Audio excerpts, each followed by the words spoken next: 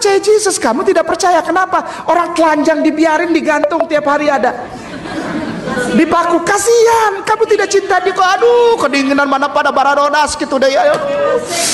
Aduh, mana luka-luka lecet-lecet. Waduh, ngajar rendol gitunya ya Allah. Kasihan mana gondrong belum sempet potong rambut deh kan.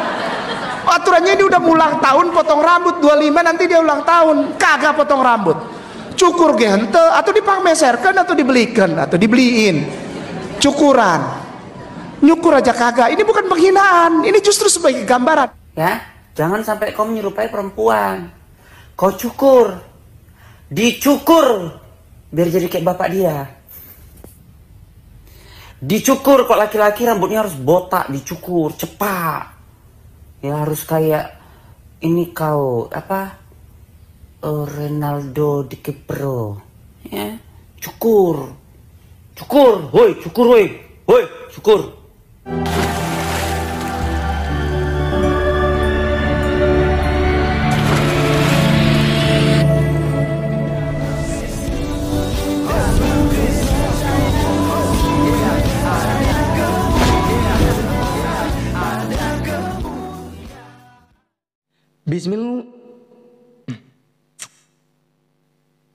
Bismillah abi wal ibni wal rohil kudus ilahu wahid. Salam alechem bisem Yeshua Hamasiah.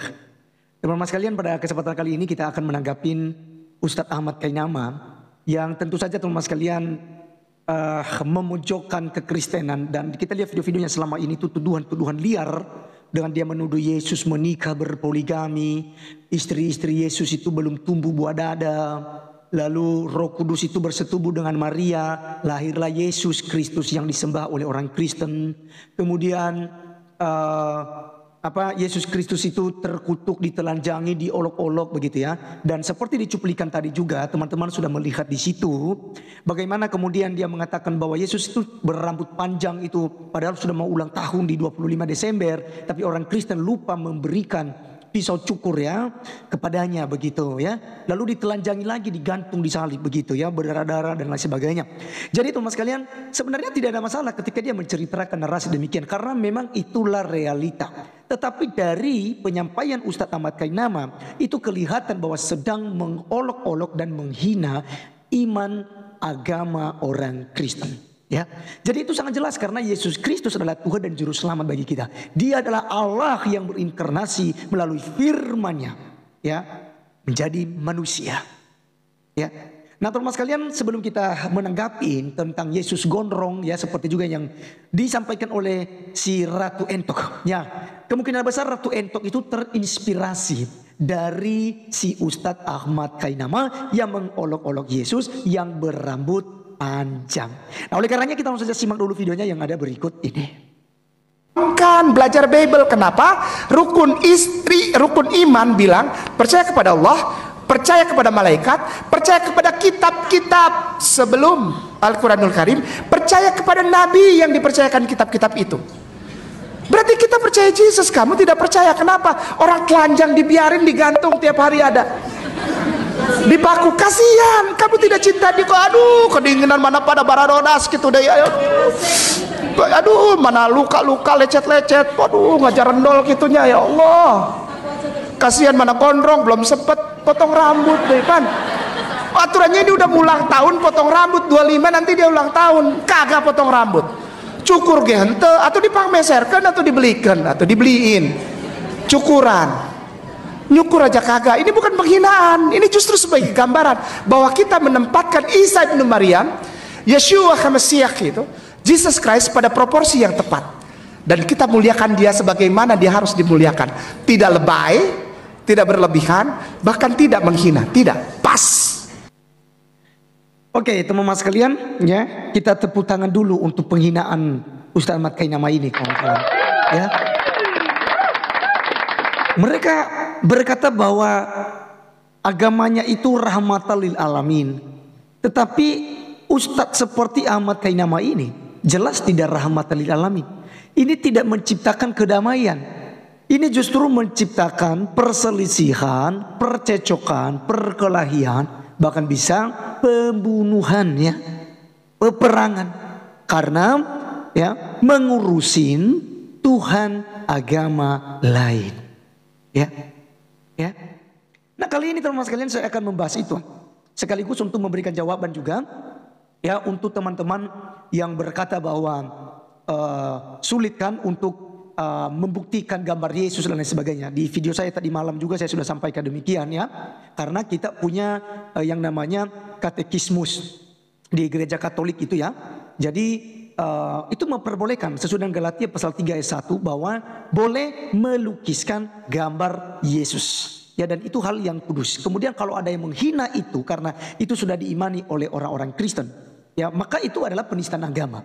Juga di dalam konsili kedua, ya juga dikatakan di situ bahwa itu hal yang wajib dan itu boleh, ya, untuk melukiskan gambar Yesus karena Yesus itu sudah mengambil rupa seorang manusia. Tentu saja bisa digambar. Makanya teman-teman sekalian, kita sebagai penganut Tritunggal, kita tidak percaya dengan gambar-gambar yang melukiskan gambar Allah Bapa, ada Allah Anak, kemudian ada Allah Roh Kudus dalam berupa burung merpati. Ya. Itu adalah gambar yang dibuat oleh gereja Mormon yang adalah bidat kekristenan, aliran sesat. Karena Allah Bapa itu tidak bisa digambarkan. Tidak seorang pun yang melihat Bapa. Dia adalah terang yang tak terhampiri. Dia adalah api yang menghanguskan. Maka kita tidak bisa melihat Allah. Tetapi dalam Kolose 1 ayat 15, Yesus Kristus adalah gambaran Allah yang tidak kelihatan itu. Maka Yesus Kristus bisa digambar dan itu diperbolehkan oleh katekismus gereja Katolik. Nah, itu saya sudah jawab tadi malam, bisa teman-teman dicek ya video saya tadi malam untuk membahas tentang Nora Aritonang. Nah, kali ini kita berfokus dengan Ustadz Ahmad Kainama yang mengolok-olok Yesus Kristus yang gondrong, nggak sempat dicukur rambutnya, padahal tanggal 25 sudah mau ulang tahun, ya kan? Tega banget orang-orang Kristen tidak cukur rambut Yesus, brewok begitu ya. Teman-teman sekalian, ini sebenarnya narasi-narasi penghinaan, ya. Tetapi saat ini teman-teman kita akan menjawab dengan lemah lembut ya. Kenapa kemudian Yesus Kristus itu berambut gondrong dalam foto-foto yang ditampilkan ya, poster-poster yang ditampilkan itu ya. Yang pertama mungkin pertanyaannya, apakah ada ayat Alkitab yang menjelaskan bahwa Yesus Kristus berambut panjang? Tidak ada ya. Sama ketika Anda bertanya apakah ada ayat Alkitab tentang Allah Tritunggal. Kata Tritunggal itu nggak pernah ada di dalam Alkitab, tetapi substansi daripada Allah Tritunggal itu jelas ada. Contoh itu, ya contoh ini di dalam Matius 28 ayat 19, ya. Baptislah mereka di dalam nama Bapa dan Anak dan Roh Kudus, ya. Esto onoma patros kaito kuyao kaito hagiao kaito pneumatos, ya. Jadi teman-teman sekalian, ketika kita ya menelusuri tentang substansi Tritunggal ada. Demikian juga Yesus Kristus berambut panjang. Apakah itu ada ketika kita telusuri dalam Alkitab? Ada. Hal inilah yang saya akan jabarkan untuk kita pada saat ini. Yang pertama, ya, kenapa Yesus berambut gondrong? Ya, gondrong. Kita lihat dulu, karena Yesus ini adalah nasirnya Allah. Ya, nasirnya Allah. Siapa itu Allah? Yaitu Bapa. Ya, dalam 1 Korintus 8 ayat 6 Alkitab berkata, hanya ada satu Allah saja, yaitu Bapa, yang daripadanya bersumber segala sesuatunya, dan satu Tuhan saja, yaitu Yesus Kristus. Ya, jelas ya. Jadi Allah itu adalah Bapa. Nah, teman-teman sekalian, jadi Yesus Kristus adalah nasirnya Allah Bapa, karena dia itu dikhususkan, teristimewa dari yang lain. Begitu ya. Nah, di mana kita bisa melihat itu? Misalnya kita melihat Matius pasal yang kedua, ayat yang ke-23 teman-teman sekalian ya. Setibanya di sana, ia pun tinggal di sebuah kota yang bernama Nazaret. Ya. Hal itu terjadi supaya genaplah firman yang disampaikan oleh nabi-nabi bahwa ia akan disebut orang Nazaret. Ya. Sekarang pertanyaan kita teman-teman sekalian, apakah ketika kita melihat ada nubuatan bahwa Yesus Kristus orang Nazaret di Perjanjian Lama, Anda tidak akan temukan itu? Ya. Sehingga Nazaret di sini yang dimaksudkan memiliki dua makna. Yang pertama, bisa merujuk kepada suatu tempat karena Yesus memang ada di Nazaret dan lahir di kota Bethlehem ya. Nah, teman-teman sekalian, karena Yesus Kristus adalah orang Nazaret, ya, jadi bisa juga maknanya kota Nazaret. Tetapi teman-teman sekalian, sebelum itu ya, karena itu belum nama kota pada waktu itu ya. Jadi ada yang namanya diambil daripada kata nazir, ya. Dari kata nasir, Nazaret dari kata nasir yang artinya adalah istimewa. Ya, jadi teman sekalian di mana kita ambil contohnya ya. Misalnya kita lihat di dalam Hakim-Hakim ya pasal 13 ayat 5 misalnya tentang Simson ya teman-teman ya. Hakim-Hakim pasal yang ke-13 ayat ke-5. Saya bacakan ya teman-teman. Sebab engkau akan mengandung dan melahirkan seorang anak laki-laki, kepalanya takkan kena pisau cukur, sebab sejak dari kandungan ibunya anak itu akan menjadi seorang nasir Allah. Dan dengan dia akan mulai penyelamatan orang Israel dari tangan orang Filistin. Catat baik-baik, dari anak yang nasir ini, dengan dia akan mulai penyelamatan orang Israel dari tangan orang Filistin. Dan ingat korelasinya di dalam Matius pasal 1 ayat 21 bahwa Yesus, berilah dia nama Yesus Kristus sebab dialah yang menyelamatkan umatnya dari dosa mereka ya. Jadi di sini kita melihat bahwa Yesus Kristus adalah seorang nasirnya Allah Bapa. Karena dia mengambil rupa seorang manusia, dikhususkan, diistimewakan ya di antara manusia. Dan sama misalnya ketika kita melihat hakim-hakim di hakim-hakim itu yaitu tentang Simson yang tentu saja tidak boleh rambutnya kena pisau cukur ya. Sehingga berambut panjang, membiarkan itu berambut panjang ya. Kemudian kita juga melihat tentang orang yang nasir di dalam Bilangan 6. Teman-teman lihat Bilangan pasal yang ke-6 ayat 1 sampai 5. Hukum mengenai kenasirannya, Tuhan berfirman kepada Musa, berbicaralah kepada orang Israel dan katakanlah kepada mereka, apabila seseorang laki-laki atau perempuan mengucapkan nasar ini janji gitu ya, khusus ya, janji khusus, yakni nasar orang nasir. Bedakan ya, nasar orang nasir. Nasir itu adalah istimewa, orang istimewa.